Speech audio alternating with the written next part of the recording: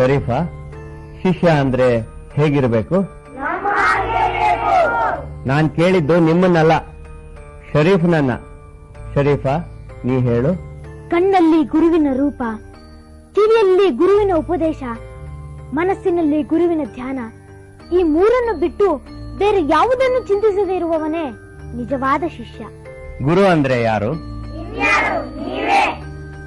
ಶರೀಫಾ, ಗುರುಗಳೇ, ಬೆಟ್ಟದಷ್ಟು ಕರ್ಪೂರ ಹಚ್ಚಿದರೂ ಬೂದೆ ಹೇಗೆ ಉಳಿಯುವುದಿಲ್ಲವೋ ಹಾಗೆ ತನ್ನನ್ನು ನಂಬಿದ ಶಿಷ್ಯರ ಸಂಸಾರ ವಾಸನೆಗಳನ್ನೆಲ್ಲ ಯಾರು ಸುಟ್ಟು ಹಾಕುತ್ತಾರೋ ಅವರೇ ಗುರುಗಳು.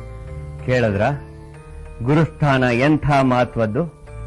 ಅಂಥ ಗುರುಗಳ ಹತ್ರ ಈ ರೀತಿ ಜಾತಿ, ಮತ, ಕುಲ, ಧರ್ಮ ಅನ್ನೋ ಭೇದ ತೋರಿಸೋದು ಒಳ್ಳೇದಲ್ಲ. ಗುರುವಿಗೆ ಬೇಕಾದ್ದು ವಿದ್ಯೆ ಕಲಿಯೋದ್ರಲ್ಲಿ ನಿಮ್ ಶ್ರದ್ಧೆ.